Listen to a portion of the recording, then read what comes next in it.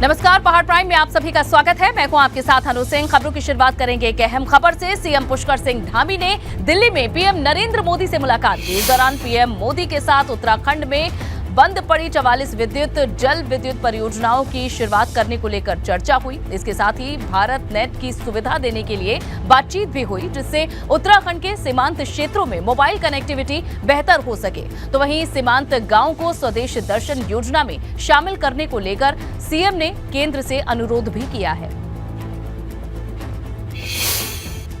यहीं पर माननीय उच्चतम न्यायालय का और कई मंत्रालयों के आपसी जो निपटारे होते हैं, जो उनके आपसी समन्वय न हो पाने के कारण से यहाँ पर दिक्कतें आई हैं। मैंने माननीय प्रधानमंत्री जी से अनुरोध किया है कि इन जल विद्युत परियोजनाओं को फिर से चालू करने के लिए जल्दी से जल्दी जो पीएमओ के स्तर पर एक बैठक होती है, उनके सलाहकार के स्तर पर वो बैठक जल्दी करी जाए, जिसमें भारत सरकार का जल शक्ति मंत्रालय, वन पर्यावरण मंत्रालय, ऊर्जा मंत्रालय और राज्य सरकार, ये सभी उसमें सहभागी होती हैं। और इन 44 परियोजनाओं को जैसे ही हमको कार्य करने की हमको सहमति मिल जाएगी, इसमें जल विद्युत परियोजनाएं बनाने की सहमति मिल जाएगी, तो प्रदेश के लिए हमारा आगे के लिए बहुत अच्छा काम जल विद्युत के क्षेत्र में, ऊर्जा के उत्पादन के क्षेत्र में होगा। लोकसभा चुनाव 2024 को लेकर पूर्व मुख्यमंत्री त्रिवेंद्र सिंह रावत का एक बयान सामने आया है। त्रिवेंद्र रावत ने दावा किया है कि इस बार भाजपा अपना ही रिकॉर्ड तोड़ेगी। पीएम मोदी ने विकास के नए आयाम स्थापित किए हैं और इसी विजन पर भाजपा प्रचंड जीत हासिल करेगी।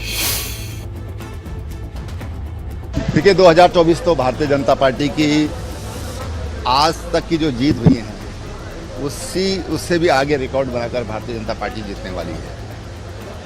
गुजरात में जिस तरह पार्टी ने अपना ही रिकॉर्ड तोड़ा है, ऐसे ही 2024 का जो लोकसभा का चुनाव होगा वो भी अपने आप में ऐतिहासिक चुनाव होगा।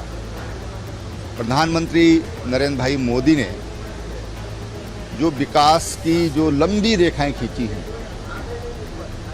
वह अपनी ही रेखा उनको छोटी करनी है। देश फिर माननीय प्रधानमंत्री जी को समर्थन देगा और 2024 का मैं फिर दोहरा रहा हूं कि एक रिकॉर्ड जीत भारतीय जनता पार्टी के नरेंद्र भाई मोदी के नेतृत्व में होगी।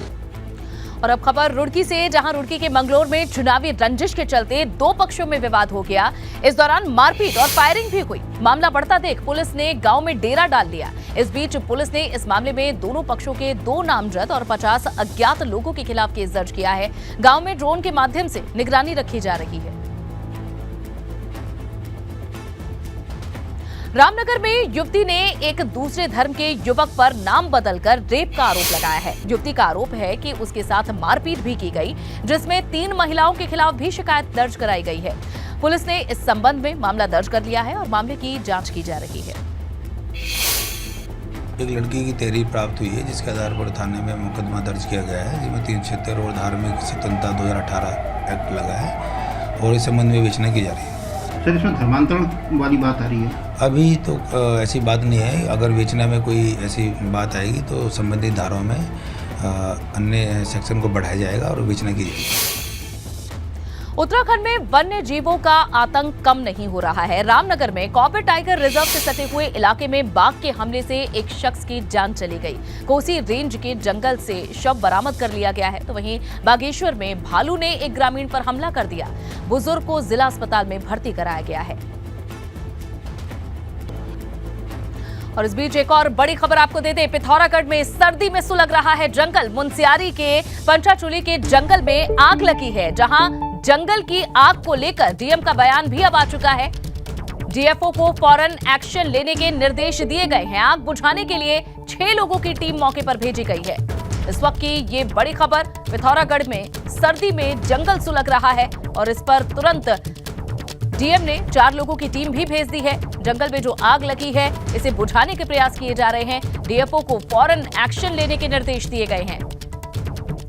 अब आग बुझाने के लिए 6 लोगों की टीम भी मौके पर जा रही है। मुनस्यारी के पंचाचूली के जंगल में आग लगी है। एक तरफ पिथौरागढ़ के जंगल में आग लगी हुई है तो वहीं दूसरी तरफ बड़कोट के जंगल में भी आग लग गई है। मोरी तहसील के टोंस वन प्रभाग के कोठीगाड़ रेंज में जंगल में आग लगी है।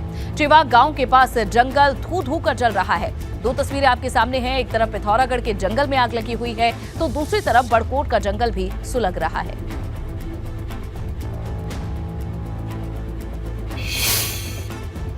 बढ़ेंगे आगे। हरिद्वार और काशीपुर में अतिक्रमण के खिलाफ कार्रवाई हुई है, जहां हरिद्वार में वाल्मीकि चौक से हर की पैड़ी भीमगौड़ा तक अतिक्रमण हटाया गया है तो दूसरी तरफ दुकानदारों के साथ प्रशासन की टीम की नोकझोंक भी हुई है। काशीपुर में भी अतिक्रमण के खिलाफ प्रशासन ने कार्रवाई की। प्रशासन और नगर निगम की संयुक्त टीम ने मुख्य बाजार समेत दूसरे कई मार्गों पर अतिक्रमण हटाया है। इसके साथ ही अतिक्रमण करने वाले दुकानदारों के चालान भी किए गए हैं।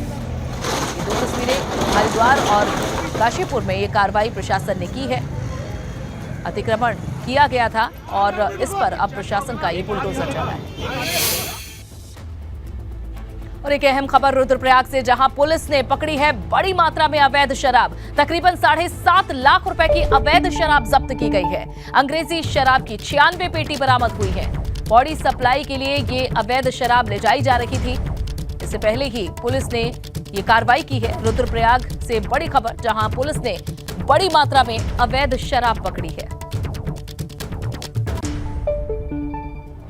हरिद्वार में नगर निगम बोर्ड की बैठक में हंगामा हो गया। भाजपा पार्षद अपनी मांगों को लेकर धरने पर बैठ गए। दरअसल भाजपा पार्षदों की नाराजगी इस बात को लेकर थी कि मेयर के पति सरकारी कामों में दखलंदाजी करते हैं। इसी को लेकर बैठक में खूब हंगामा हुआ और भाजपा कांग्रेस पार्षद आमने सामने आ गए।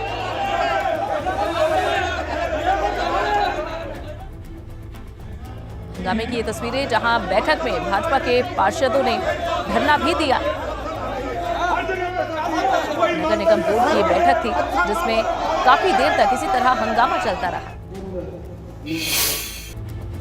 उत्तराखंड कांग्रेस के अंदर एक बार फिर से कलह की बात सामने आ रही है। कांग्रेस विधायक प्रीतम सिंह ने इशारों ही इशारों में एक बार फिर से हरीश रावत पर निशाना साधा है। प्रीतम सिंह के बयान के बाद हरीश रावत ने भी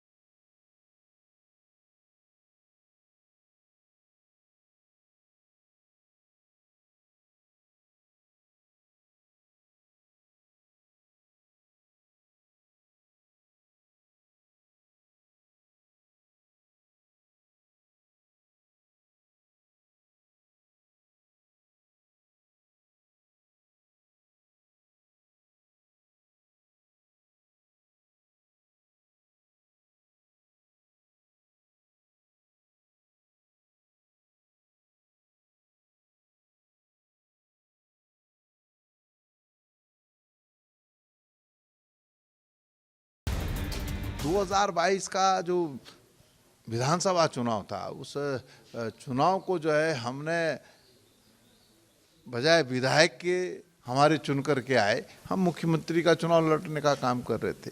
वो एक बहुत बड़ा कारण रहा। प्रीतम सिंह और हरीश रावत के बीच की दूरियां वैसे किसी से छिपी नहीं है। मौका मिलने पर प्रीतम सिंह हो या फिर हरीश रावत, दोनों ही एक दूसरे पर सियासी बाण छोड़ने से नहीं चूकते हैं।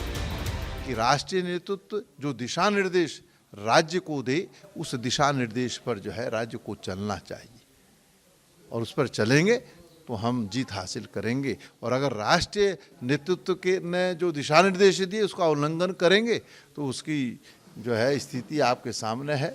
हम 2022 में हारे हैं। प्रीतम सिंह के बयान पर हरीश रावत का भी जवाब आया है। हरीश रावत कह रहे हैं कि हिमाचल चुनाव में जनता की नाराजगी और पार्टी के बेहतर रणनीति की वजह से जीत हुई है। प्रीतम सिंह जी बहुत सुलझे हुए नेता है और उन्होंने जो कुछ कहा है वो उचित ही कहा है। मैं समझता हूँ ऐसा आगे न हो। हमको ये जो मुख्यमंत्री बनाने वाली एक चकल्लस टीम है पीसीसी में, उससे सावधान रहना पड़ेगा। वो पिछले 2007 से यही काम करती आ रही है, वो इसमें उनकी एक्सपर्टाइज है। हिमाचल कांग्रेस या जो पार्टी नेतृत्व है, ये उनका कलेक्टिव एफर्ट्स थे और उन्होंने जहाँ जहाँ पहले हमारी कमियां रह गई थी उनको सुधारा, कार्यकर्ताओं ने भी और नेताओं ने भी सुधारा, और उस सब का परिणाम जो है जीत के रूप में हिमाचल में हमको मिला। इसके साथ ही हरीश रावत प्रदेश अध्यक्ष करण माहरा को सलाह दे रहे हैं। अध्यक्ष को ये आर्ट सीखना पड़ेगा। आप कहीं भी है कि आपको जहाँ भी कांग्रेस के लिए कुछ ऊर्जा पैदा हो रही है, उसको अपने साथ आत्मसात करना पड़ेगा, जोड़ना पड़ेगा, उस ऊर्जा को स्वीकार करना पड़ेगा। तब कलेक्टिव एनर्जी ही तो हमको जीत की तरफ लेकर के जाएगी। अध्यक्ष का इशारा आपका करण माहरा की तरफ है? हाँ, कोई भी अध्यक्ष हो वो हमेशा उनको इस बात की कोशिश होनी चाहिए कि भाई जो ऊर्जा पैदा हो रही है उसमें अपना प्लग लगा दो। कांग्रेस में हो रही कलह पर भाजपा तंज कस रही है। कैबिनेट मंत्री रेखा आर्य का कहना है कि कांग्रेस के अंदर जितने नेता हैं उतने ही गुट हैं। मैं मानती हूं कि कांग्रेस की क्या गुटबाजी रही वो तो सब लोग जानते ही हैं। कांग्रेस में हर कोई व्यक्ति जो है मुख्यमंत्री बनना चाहता था। कांग्रेस में कौन मुख्यमंत्री का चेहरा था, ये सारी चीज़ें जनता के मध्य में है। जनता ने उसको सीधे सीधे नकार दिया, ये परिणाम के रूप में हम देखते हैं।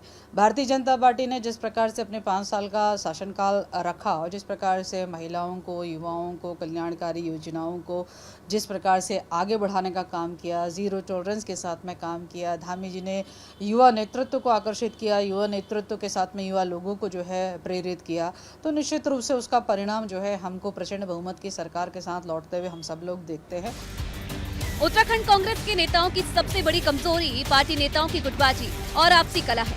केंद्रीय हाईकमान के समझाने पर भी नेताओं की खेमेबाजी रुक नहीं रही है और ऐसे में सवाल ये है कि पहाड़ पर अपना जनाधार खो रही कांग्रेस 2024 के लोकसभा चुनाव तक क्या इस गुटबाजी को खत्म कर पाएगी? एबीपी गंगा के लिए देहरादून से अजीत सिंह राठी की रिपोर्ट। खबर चंपावत से, जहां नाबालिग लड़की के साथ दरिंदगी करने वाले आरोपी को पुलिस ने गिरफ्तार कर लिया है। बताया जा रहा है कि आरोपी लड़की का रिश्तेदार है। वारदात के बाद से ही वो फरार था, मगर पुलिस ने आखिरकार उसे गिरफ्तार कर लिया। आरोपी के खिलाफ गंभीर धाराओं में केस दर्ज कर लिया गया है। उधर अल्मोड़ा मेडिकल कॉलेज में हालात इतने खराब हैं कि जनरेटर में डीजल तक का इंतजाम नहीं हो पा रहा। अस्पताल में मरीजों को मिलने वाली जरूरी सुविधाओं की भी कमी है, जिस वजह से मरीजों को अब दूसरे अस्पताल रेफर किया जा रहा है। तो यहाँ पे हम जब आए हैं तो यहाँ पे देखने को मिला यहाँ लाइट नहीं है, हमारा पर्चा नहीं कटा। उन्होंने बोला कि आप इमरजेंसी में जाओ, इमरजेंसी में पर्चा काट के आप दिखा लो। इमरजेंसी वालों को दिखाए तो वो बोलते हैं कि सुई लगा दो, बिना जांच कराए बिना कुछ कराए सुई लगा दो। उसके बाद वेट किया है बहुत देर तक, तो इनका कोई व्यवस्था नहीं है। उसके बाद डॉक्टर आए हैं, डॉक्टरों ने बोला कि आप जनरेटर स्टार्ट करो। कि पौड़ी जिले में कलजीखाल ब्लॉक को आपस में जोड़ने वाला कलजीखाल मार्ग बदहाल है। इस सड़क से तकरीबन 30 गांव आपस में जुड़ते हैं, मगर मार्ग की हालत खस्ता हाल है, जिससे आवाजाही करने में मुश्किल हो रही है। उधर विधायक का कहना है कि सड़क की मरम्मत का काम जल्द शुरू होगा। उत्तराखंड का वन अनुसंधान केंद्र जैव विविधता के क्षेत्र में कई उपलब्धियों के लिए देश दुनिया में पहचान बना चुका है। इसी के तहत लालकुआ वन अनुसंधान केंद्र में पब्लिक हेल्थ गार्डन तैयार किया गया है, जहां 220 से ज्यादा संरक्षित और विलुप्त प्रजातियों के औषधीय पौधों को संरक्षित करने का काम किया गया है। यही नहीं, इस वाटिका में जन स्वास्थ्य से जुड़े हुए औषधि पौधों के बारे में भी लोगों को जानकारी दी जा रही है।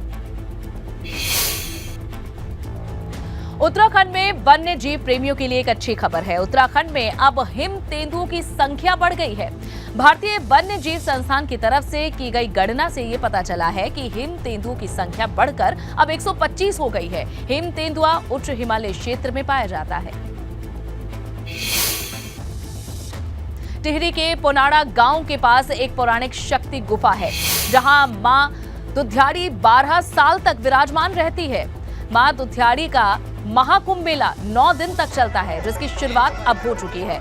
मेले के आयोजन के बाद मां दुधियाड़ी 12 साल के लिए अपनी पौराणिक शक्ति गुफा में विराजमान हो जाएंगी और इस मेले को लेकर लोगों में खासा उत्साह दिख रहा है।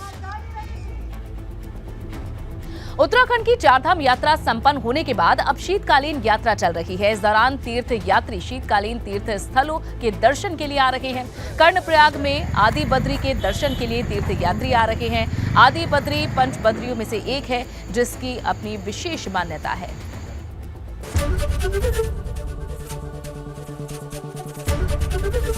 एबीपी गंगा, खबर आपकी, जुबान आपकी।